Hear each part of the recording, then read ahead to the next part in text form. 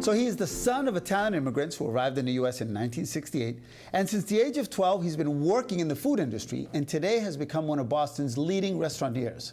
Having grown up in the city's North End neighborhood, it was only fitting that our next guest's first full-service restaurant, Strega Ristorante, would debut on Hanover Street within the heart of Boston's Little Italy. Now, Nick Varano joins us this morning, and if you've ever met Nick personally, then it probably happened at one of his restaurants. Okay, you ready? Here comes the list of the restaurants. Strega, which I said, Strega Waterfront, Strip in the New Boston Park Plaza, Strega Prime in Woburn, and one of my favorite, Nico's restaurant right there on Hanover Street, right across from the fire station. Man, that's making me hungry.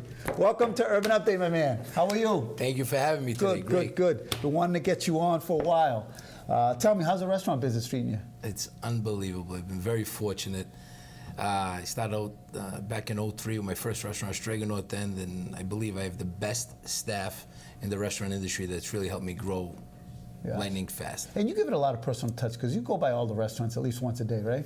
Yeah, I try to go by each one of the restaurants at least once a day to say hi, first of all, to my staff and everybody, make them feel comfortable. So they pass that on to the customers and try to say hi to all the customers that come in. Yeah, that's why I see you all the time. All right, so you're a North End guy, right? How did growing up in the North End affect your business kind of model and aspirations?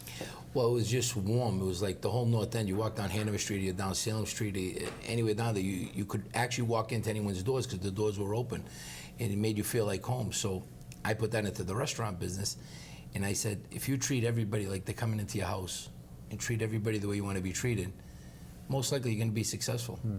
Now, speaking of the North End, I got something for you because we grew up in the same era. I'm not good at trivia. All right, well, there's a little bit. What day was Prince Spaghetti Day in the North End? Stop it, will you please? That's the easiest question ever. Wednesday. Wednesday, right? Little Anthony Magnetti running through the streets. The kid's name, right? Yeah. With the mother. How'd she used to do it? Anthony! He's got it. If you've never watched that commercial, YouTube it because it's a classic. All right, so for those who don't know all your restaurants, let's go really quickly through them. Kind of love them all the same. Do you have one little favorite? Very good question. So you always, they say you love your first just a little bit more. So I think Strega North End, where I was born and raised, really is just a little special place in me. Actually, it was my first restaurant that gave me the way and the road to build some more restaurants. So you got Nico, you got the Waterfront. Yep. Got the place in Woburn, Strega Prime, and Strega Strip by Strega, actually in the Boston Park Plaza Hotel. And we also have, because my daughter would get mad if you don't mention it, Rena's Pizzeria in the North End. That's right. Just opened recently. That's right. I got a bone to pick with you now that you mentioned Strip. Now, I want to show everybody, I think there's a picture of you at the opening with Jamie Foxx and is it Gronk? I think, so there you are. You're having a blast with Gronk. Now, what we don't see there is Big Papi or Alberto Vasallo. Yeah. But Big Papi was there because he told me he was going. Where was the invite, brother? Well, I'm actually going to, and I know this is going to be seen everywhere, but I'm going to blame it on David. I think I told David, make sure Alberto's there that night. Take him with you. So if David didn't ask you, I put that on David. All right. We'll square that up next time we see him. Because, ladies and gentlemen, here's the funny thing about this guy, right? I'm on the field, we're doing the Big Papi kind of, I think it was a retirement. Yes. All members of the media, except for one guy. This guy walking around like he owns a place. I go, excuse me, where's your credential? Oh, it's Nick. So you're cool with David. I love him to death. Yeah. I give him a lot of credit for the reason of our success because in '03, when he'd come here from Minnesota, the first week or second week I opened up, he came into the restaurant one night, and we just became dear friends. And very lucky. Yeah. All right. What? Anything new coming up? We're working on a couple new projects, maybe something else in Boston, and then we have a couple things out of state that we're working on in different states to grow the brand. If you open up in Miami, call me for that grand opening. You got it. All right. Done. You're there. All right. Hey, how do you see the next 5 years in Boston? I think the next 5 years are going to be, I mean, with all the architecture that's going on, all the building in the Seaport and Back Bay, it's just incredible. There's so many more people coming into the city. I see it just growing, flourishing, and just being bigger than it's ever been. All right, good. Well, talking about that in the next segment, we have Rhodey Architects, and they're going to talk a little bit about that. But before that, I'm going to share this video with you, and thank you for coming by, brother. But before you go, don't go, because I want to show you this video and everybody else, because the El Mundo Boston Latino 30 Under 30 is back. Now, this is the Boston-based award is the only one of its kind across the country and is a shining light on outstanding young Latino talent right here in our backyard. It's in its second year. The folks at El Mundo are looking for nominations to identify the 2017 class of winners.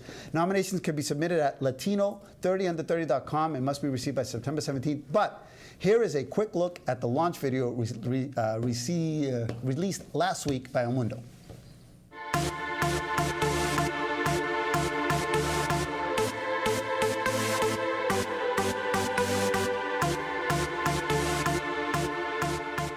Boston, the Latino 30 Under 30 is back, and we're looking for the city's most influential young Latino leaders. Last year, for the first time ever, we recognized and honored those who are transforming America and taking this country and our communities to new heights.